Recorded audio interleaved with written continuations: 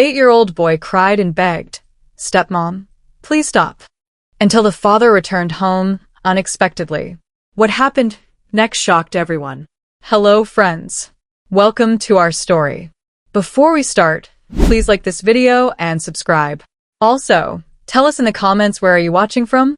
We want to know. The black Escalade rolled quietly through the tall iron gates and stopped in front of the magnificent stone mansion. Donald Clark stepped out, his tailored business suit wrinkled from the long flight, his face lined with exhaustion after 5 weeks away closing deals in Los Angeles. He stretched his tired shoulders and looked up at Briarwood Estate, the sprawling Westchester County home that had been his family's pride for 3 generations, the place that used to feel warm, but now felt strangely cold every time he returned. In his hand, he carried a wrapped box. Inside was a remote control car he had bought in Beverly Hills, the kind with working lights that 8-year-old Thomas had once pointed at in a catalog, his eyes shining with excitement. Donald smiled slightly, imagining his son's face when he saw it. He could almost hear his excited voice calling, "Dad, Dad," and feel his small arms wrapping around him the way he used to. But as he walked toward the front door, pulling his luggage behind him, something felt wrong. The house was too quiet. Usually, Nancy would be there smiling, or he would hear Thomas's footsteps running to greet him. But today, nothing, just an eerie silence. Donald unlocked the door and stepped inside. The marble floors gleamed. Everything looked perfect and expensive just like always. But the silence pressed down on him like a heavy weight. "Thomas," he called out, his deep voice echoing through the empty hallway. "Daddy's home." No answer. He frowned and set his briefcase down by the grand staircase, still holding the wrapped gift. "Nancy? Thomas? Anyone home?" Then he heard it. A sound that made his blood freeze in his veins. A child's cry, desperate, heartbreaking, coming from somewhere toward the kitchen. "Stepmom, please stop. I'm sorry. I didn't mean to." Donald's heart pounded as he sprinted toward the kitchen, his expensive shoes sliding on the polished marble. He burst through the swinging door and froze. The scene before him was something from a nightmare. Nancy stood over Thomas, her elegant blue dress immaculate, her manicured hands gripping a large pot. She was dumping old food scraps, rotting vegetables, coffee grounds, and something that smelled rancid onto his son's head. Thomas knelt on the cold tile floor, his small body shaking with sobs, his once white school uniform now filthy and hanging loose on his frame. Too loose. The boy was emaciated, his cheeks hollow, his eyes sunken. Bruises marked his thin arms. His hair was matted with garbage. "What the hell are you doing?" Donald's roar echoed through the kitchen like thunder. Nancy spun around, the pot still in her hands. For a split second, her face showed shock, but then something cold and cruel flickered across her features before she composed herself into a mask of calm authority. "Donald, you're home early. Get away from him." Donald dropped the gift and rushed forward, placing himself between Nancy and his son. He knelt down, reaching for Thomas, but the boy flinched violently, scrambling backward with his hands raised protectively over his head. "Thomas, it's okay. It's Daddy. I'm here now." Donald's voice cracked as he looked at his son. Really looked at him. The child was a skeleton. His uniform shirt hung off protruding shoulder blades. His face was gaunt and tear-streaked, marked with bruises in various stages of healing. Burns, small circular ones, dotted his forearms. Donald felt sick. "Son, when's the last time you ate?" Thomas's lips trembled. She said I had to earn food by cleaning the whole house. But I did it wrong. I always do it wrong."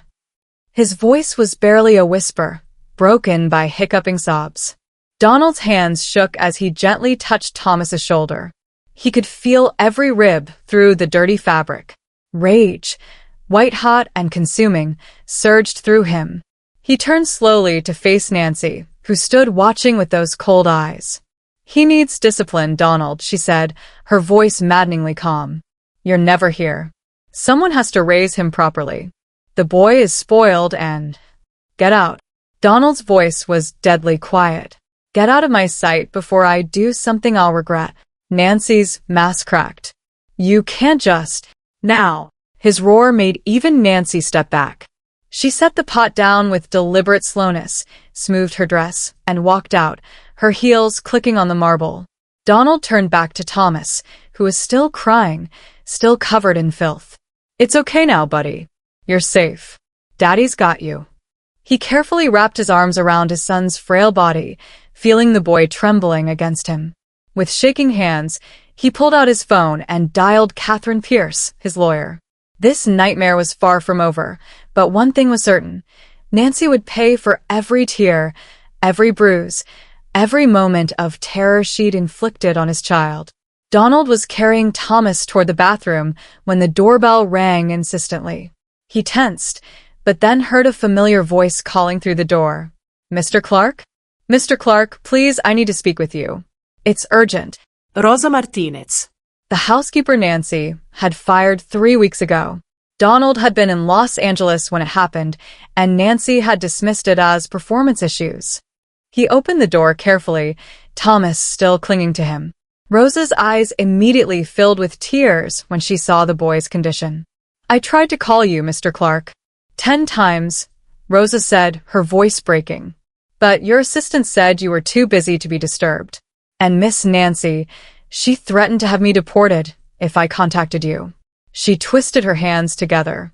Mr. Clark, she's been having a man over when you're gone. Marcus Webb. I've seen him, talking in your office for hours, planning something. Marcus Webb. Donald's blood ran cold. His biggest business competitor, the man who'd been circling his company like a vulture for years. Rosa, take Thomas upstairs. Carefully. Run him a warm bath and get him cleaned up. I'll be right there. The moment Rosa left with Thomas, Donald strode to his study. His hands shook as he swung open the landscape painting hiding his private safe. He punched in the code. The heavy door opened to reveal nothing but empty darkness. Everything was gone. The deed to this house, his life insurance policy naming Thomas as beneficiary, stock certificates, his grandmother's jewelry, everything.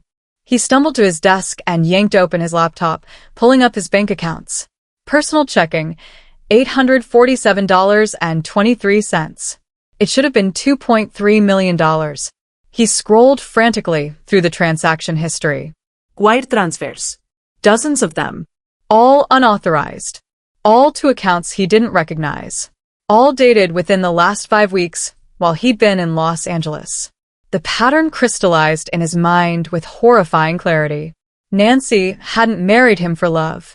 She'd married him to rob him blind. And Marcus wasn't just her lover. He was her partner in destroying everything Donald had built. The missing life insurance policy. The forged signatures he was now seeing on the transfers. They weren't just stealing from him. She's planning to kill me and take everything, Donald whispered to the empty room. From upstairs, Nancy's voice cut through the silence, sharp with panic. Marcus, he's home early. The plan, everything's falling apart. Get over here now. I don't care, just get here. Donald's jaw tightened. He grabbed his phone and called Catherine Pierce, then immediately dialed James Rodriguez, the private investigator who'd helped him with corporate espionage cases before. Whatever they had planned, it ended tonight. 20 minutes later, Donald sat in his study with James Rodriguez, the investigator's laptop glowing in the dim light.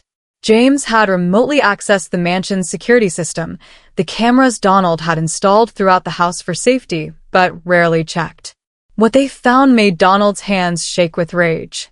Mr. Clark, you need to see this, James said quietly, pulling up footage from 5 weeks ago, the day after Donald left for Los Angeles. The timestamp read 2:47 a.m. The camera showed the grand foyer. Nancy appeared, dragging Thomas by his arm. The boy was in his pajamas, barely awake. She shoved a bucket and scrub brush at him. On your knees. Every inch of this floor. And if I find one spot, you'll do it again. James fast-forwarded through hours of footage. Thomas scrubbing on his hands and knees while Nancy watched from the staircase like a prison guard. Another clip showed the kitchen. Nancy gripping Thomas's small hand, pressing it against the hot stove while he screamed. That's what happens when you talk back to me. The burn marks Donald had seen earlier. The next video made Donald's vision blur with tears. The basement camera. Thomas locked in the dark, crying, his small voice echoing off the concrete walls. Daddy, please come home. Daddy, I need you. The timestamp showed he'd been down there all night. There's more, James said grimly, switching to a different date. The dining room. Nancy dumping Thomas's dinner into the dog bowl on the floor. Dogs eat from bowls. Ungrateful little beasts like you eat from bowls. Thomas crying as he knelt on the floor, forced to eat like an animal. Then the worst one. Nancy, holding Thomas's mother's photo album, the one thing he treasured most. She ripped photos out one by one, tearing them to pieces while Thomas screamed and begged. She's dead. She doesn't matter anymore. I'm your mother now. Stop, Donald whispered, but James held up his hand. You need to hear this. He pulled up audio from the office camera. Nancy and Marcus's voices, crystal clear. Once Donald has his accident, everything transfers to me, Nancy said. The prenup becomes irrelevant if he dies. Marcus's response chilled Donald to his core. A car accident. Brake failure. Simple. Happens all the time. But make sure the boy stays quiet until then. I don't care how. Just keep him too scared to talk. How long until you can tamper with his brakes?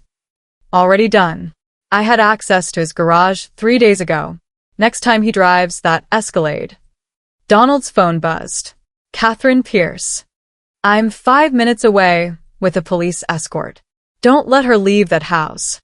Donald stood, his decision made. Nancy and Marcus had tortured his son and plotted his murder. But they'd made one fatal mistake. They'd underestimated a father's love and rage. The next morning, Donald drove to Riverside Prep School with Thomas safely under Rose's care and a security detail stationed at the mansion. Catherine had advised him to gather every piece of evidence before Nancy's arraignment. The elegant brick building looked peaceful in the morning light, but Donald's stomach churned as he walked through the halls where his son had suffered in silence. Mrs. Ellen Rodriguez met him in her classroom, a kind-faced woman in her 50s with worried eyes. She closed the door and pulled out a thick manila folder.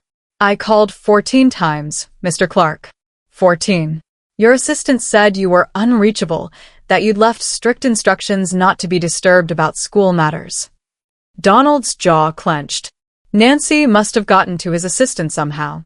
Please tell me everything. Mrs. Rodriguez opened the folder, revealing photos that made Donald's heart break. The first showed Thomas from September, the beginning of the school year. His son was bright-eyed, smiling, his cheeks full and healthy. The next photo, dated 3 weeks later, showed a different child. Thinner. Dark circles under his eyes. The smile gone. Each subsequent photo documented his decline. Gaunt cheeks, visible bruises on his arms, a hollow, terrified expression. I noticed the changes immediately after you left for Los Angeles, Mrs. Rodriguez said, her voice thick with emotion. He stopped eating lunch. Started flinching when anyone raised their voice. Then one day, about 2 weeks ago, he whispered to me during recess, Mrs. Rodriguez, my stepmom hurts me. But before he could say more, he saw her car pulling into the parking lot and just ran. He was terrified. She pulled out another photo, a class picture from 2 weeks ago. Donald leaned closer and saw it clearly. A fresh burn mark on Thomas's small hand, the skin angry and red. The next day, I filed a CPS report, Mrs. Rodriguez continued. I documented everything, the bruises, the weight loss, the behavioral changes, the burn. I submitted it with these photos. She handed Donald an official form. At the bottom, stamped in red ink, case closed, unsubstantiated. Below it, a signature. Marcus Webb, Board Director, County Child Services. Donald's hands trembled. Marcus hadn't just helped Nancy steal and plan murder. He'd used his position to bury evidence of child abuse, to silence the one person who tried to save Thomas. The conspiracy went deeper than he'd imagined. Mrs. Rodriguez, Donald said quietly, would you be willing to testify in court? She met his eyes, her expression fierce. "Mr. Clark, I've been waiting for someone to ask me that question for 3 weeks. That little boy deserves justice. Whatever you need from me, you have it." Donald carefully placed the folder in his briefcase. The walls were closing in on Nancy and Marcus, and he was going to make sure they never saw daylight again. Catherine Pierce arrived at Briarwood Estate at precisely 3 p.m. with 2 detectives from the Westchester County Major Crimes Unit. She'd spent the previous 18 hours compiling an airtight case, the security footage, bank records, Mrs. Rodriguez's testimony, Rosa's statement, medical documentation of Thomas's injuries, and the audio recordings of Nancy and Marcus plotting murder. The district attorney had called it the most comprehensive evidence package he'd seen in a decade. Nancy descended the grand staircase as the officers entered, her composure perfect, her designer outfit immaculate. She'd changed into a soft pink cashmere sweater and pearls, the picture of elegance and innocence. "Officers, I'm so glad you're here. There's been a terrible misunderstanding. My husband is under enormous stress, and I'm afraid—" "Mrs. Nancy Clark," Detective Morrison interrupted, pulling out handcuffs. "You're under arrest for aggravated child abuse, fraud, embezzlement, and conspiracy to commit murder." Nancy's face transformed from shocked innocence to cold fury in an instant. "This is absurd. That boy is a liar. He's manipulating you all." She turned to Donald, her voice suddenly desperate and pleading. "Donald, you know I love you. You know I would never hurt Thomas. Tell them." Donald walked to the television in the living room and pressed play on the laptop James had connected. The security footage filled the screen. Nancy forcing Thomas to scrub floors at 2 a.m. Nancy burning his hand on the stove. Nancy ripping up his mother's photos while he screamed. The audio of her plotting Donald's murder with Marcus played clearly through the speakers. A car accident. Brake failure. Simple. The color drained from Nancy's face.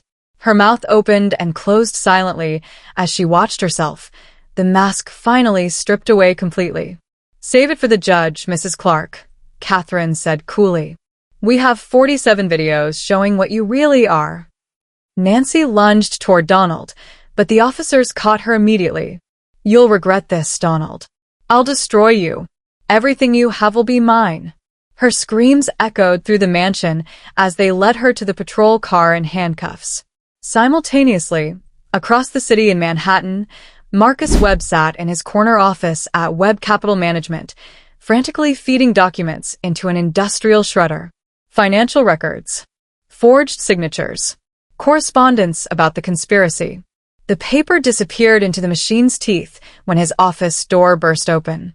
"Marcus Webb, you're under arrest for embezzlement, fraud, conspiracy to commit murder, and obstruction of justice." 4 NYPD detectives surrounded him, guns drawn. Marcus's trademark smug smile faltered as they displayed printouts of every transaction he'd helped Nancy execute, every email he'd sent, every piece of evidence proving his role in the conspiracy.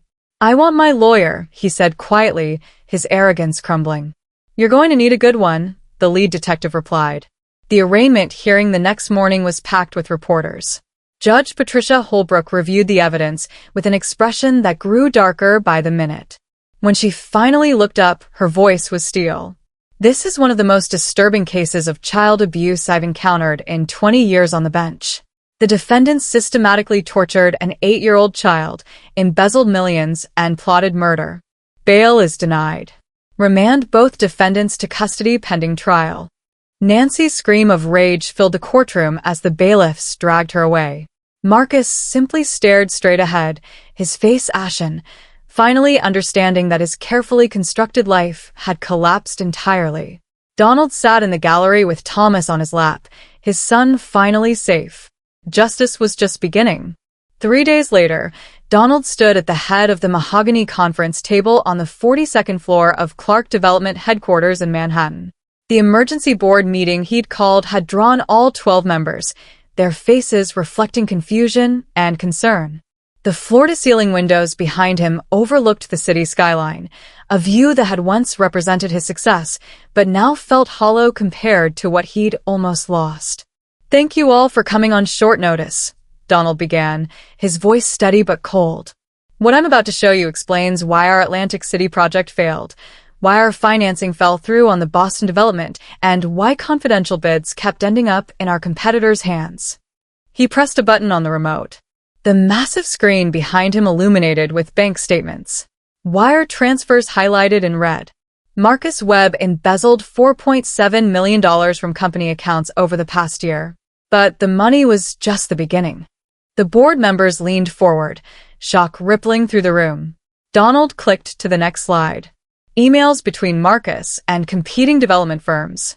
Confidential bid documents with Marcus's digital fingerprint on them. Marcus didn't just steal from us. He systematically sabotaged every major project we launched. He leaked our Atlantic City bid to Goldstein Properties. He bribed city officials in Boston to deny our permits. He convinced our banking partners that Clark Development was over-leveraged and risky. Board Chairman William Chen's face had gone pale. Donald, how did we not see this? Because he had help inside this company. Donald clicked to another document. My assistant, Vanessa Coleman, received $40,000 from Marcus Webb to keep me traveling, unreachable, and buried in unnecessary meetings. Every call from my son's school, from our housekeeper, from anyone trying to reach me, she blocked them all. Richard Sutton, a board member for 15 years, suddenly stood up, his face ashen. Donald, Marcus told me we were protecting the company from reckless expansion. He said you were making emotional decisions after your first wife's death. He showed me projections that seemed to prove it. I accepted consulting fees to vote against certain proposals. I swear I didn't know about. His voice broke. About your son. About what that woman was doing. Paula Hayes shot to her feet, her chair scraping loudly. This is ridiculous. You can't prove. Donald played the audio. Nancy and Marcus's voices filled the conference room, crystal clear. Once Donald has his accident, I control his shares through the estate. You'll have your majority on the board. Clark Development becomes Webb Development, and we split everything 50-50. Paula's face went white. Security officers Donald had positioned outside entered the room. Ms. Hayes, Mr. Sutton, you need to come with us. The FBI has some questions about wire fraud and corporate espionage. Paula screamed obscenities as security escorted her out. Richard went quietly, broken and ashamed. The remaining board members sat in stunned silence. Finally, William Chen spoke. Donald, we're behind you 100%. Whatever you need to rebuild, to restore trust, you have our full support. Donald looked at each of their faces. Good people who'd been manipulated and deceived. I'm restructuring everything. New financial controls, independent audits, transparent communication. But understand this, his voice softened slightly. From now on, my son comes first. This company almost cost me everything that matters. That will never happen again. The board members nodded solemnly. Donald gathered his materials, ready to go home to Thomas. The company would survive. His family would heal. And the people who'd tried to destroy them would pay for every crime they'd committed. James Rodriguez spread the documents across Donald's dining room table like pieces of a horrifying puzzle. Nancy Clark isn't her real name. She's Nancy Michelle Patterson, and she's done this before. The first document was a marriage certificate from Greenwich, Connecticut, dated 2019. Nancy Patterson married Robert Whitmore, a wealthy investment banker whose wife had died of cancer 6 months earlier. He had 2 young daughters. The next document made Donald's stomach turn. Robert Whitmore's death certificate. Cause of death: accidental fall downstairs. Date: 8 months after the wedding. Followed by estate documents showing Nancy inherited $3 million. There's more, James continued grimly. He laid out another marriage certificate from Boston, 2021. Nancy Patterson married David Chen, tech entrepreneur, recently widowed with a 7-year-old son. They divorced before investigators could finish looking into financial irregularities. She walked away with $1.2 million in the settlement. Donald stared at the mugshot from Connecticut, Nancy's face younger but unmistakably hers, taken after Robert's daughters tried to contest the will. Charges dismissed due to insufficient evidence. She's a professional predator, Mr. Clark, James said quietly. She scours obituaries for wealthy widowers with young children. She targets men who are grieving, vulnerable, desperate for their kids to have a mother figure again. She saw your wife's obituary in the Times 2 years ago and researched everything about you before you ever met. The door opened and Catherine Pierce entered with Vanessa Coleman, Donald's former assistant, in handcuffs. Vanessa's mascara ran down her cheeks, her designer suit wrinkled. Mr. Clark, please, I'm so sorry. Marcus said it was just corporate rivalry, keeping you distracted, so he could negotiate better deals. I didn't know about Thomas. I swear I didn't know what Nancy was doing to him. Catherine dropped a thick folder on the table. Phone records. 89 calls between Nancy and Marcus over 5 weeks. Financial forensics showing Nancy created 17 fake identities to drain your accounts through shell companies. She turned to Vanessa coldly. And you blocked 14 calls from Mrs. Rodriguez, deleted 43 emails about Thomas, and kept Mr. Clark's calendar so packed he couldn't think straight. Vanessa sobbed. I thought it was just business. Just business. Tell that to an 8-year-old boy who was tortured while you helped keep his father away, Donald said, his voice like ice. Security escorted Vanessa out. Donald looked at the evidence spread before him. Nancy had been hunting him from the moment his wife died. And she'd almost succeeded. The Westchester County Courthouse buzzed with reporters and spectators as Nancy's trial began on a cold February morning. She sat at the defense table in an orange jumpsuit, her elegant facade completely shattered. The prosecution's opening statement was devastating. The defendant systematically tortured an 8-year-old child, embezzled millions of dollars, and plotted to murder his father. The evidence will show she is a calculating predator who has done this before. Over 3 weeks, the prosecution built an overwhelming case. Rosa Martinez testified about witnessing the abuse and being threatened with deportation if she spoke. Mrs. Ellen Rodriguez described the 14 blocked phone calls and Thomas's terror when he saw Nancy's car. Dr. Michael Chin, the pediatrician who examined Thomas after his rescue, testified about the severe malnutrition, second-degree burns, dehydration, and profound psychological trauma. In 20 years of practice, I've rarely seen a child so systematically brutalized, he said quietly. Then the security footage played on the courtroom screens. Nancy forcing Thomas to scrub floors at 2 a.m., burning his hand on the stove, locking him in the basement, destroying his mother's photos. Several jury members openly wept. One covered her mouth, visibly nauseated. Thomas was spared from testifying in person, but his recorded video statement played for the jury. His small voice, barely above a whisper. She said my daddy would send me away if I told anyone. She said I was bad, and that's why my real mommy died. She hurt me every day. The courtroom fell into absolute silence, except for muffled sobbing from the gallery. When the guilty verdicts were read across all charges, child abuse, attempted murder, fraud, conspiracy, Nancy's composure finally cracked completely. I loved Donald. That boy was ungrateful. He deserved everything he. Judge Patricia Holbrook's gavel cracked like thunder. You tortured an 8-year-old child who'd already lost his mother. You are a monster, Mrs. Patterson. 20 years in federal prison, no possibility of parole for 15 years. Nancy collapsed, screaming. No. This can't be happening. Bailiffs dragged her from the courtroom. Marcus Webb's trial followed 2 weeks later. The evidence of corporate fraud, embezzlement, and conspiracy was equally damning. Prosecutors proved he'd orchestrated the entire scheme to bankrupt Donald and steal Clark Development, planning to marry Nancy after Donald's staged accident and split the fortune. When the jury foreman announced guilty verdicts on all counts, Marcus simply stared straight ahead, his face expressionless. 18 years and $8 million in restitution. Outside the courthouse, Donald stood with Thomas holding his hand, the boy healthier now, gaining weight, beginning to smile again. Justice was served today, Donald told the cameras. Now my son can heal. We both can. Thomas looked up at his father and squeezed his hand. For the first time in months, Donald saw hope in his son's eyes. The nightmare was finally over. 6 months later, Briarwood Estate had transformed from a house of horrors into a home filled with warmth and laughter.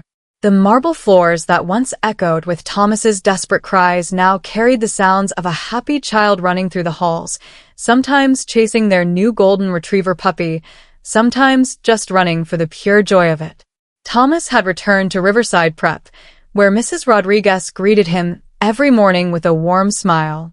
His grades climbed steadily, and the hollow, terrified look in his eyes had been replaced by genuine curiosity and engagement. Twice a week, he met with Dr. Sarah Winters, a child psychologist specializing in trauma recovery. The sessions were helping him process everything he'd endured, teaching him that what happened wasn't his fault, that he was safe now, that he was loved.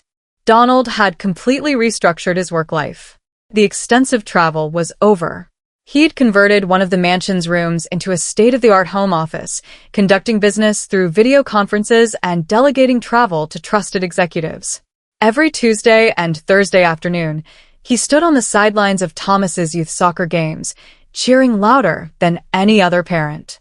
When Thomas scored his first goal, the boy's face lit up with pure joy as he ran toward the stands. "Did you see, Dad? Did you see?" "I saw, buddy. That was amazing," Donald shouted, his heart nearly bursting with pride. One evening, Thomas appeared in the kitchen doorway, holding a worn recipe card. "Dad, can we make Mom's lasagna? I want to remember the good things about her." His voice was tentative but hopeful. Donald felt tears prick his eyes. "Of course we can, son. Let's do it together." They spent the next 2 hours in the kitchen, flour dusting their clothes, tomato sauce on Thomas's nose, laughing as they layered pasta and cheese. The lasagna was slightly burned on one edge and absolutely perfect. As they ate, Thomas told stories about his mother that Donald had never heard, memories the boy had been too traumatized to access before. Healing was happening slowly but surely.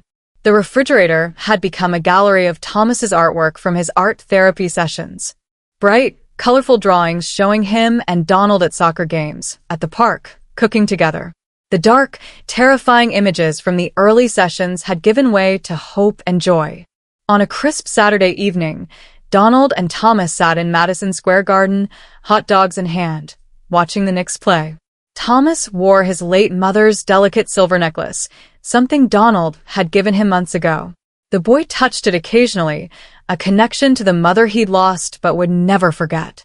"Dad," Thomas said during halftime, looking up with those eyes that were finally clear and bright again. "Yeah, buddy?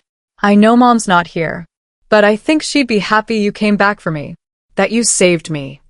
Donald wrapped his arm around his son, pulling him close. "I'm here now, son, and I'm never leaving you again. You're my priority. You're my everything." Thomas smiled, that genuine, unguarded smile Donald had feared he'd never see again, and turned back to watch the game.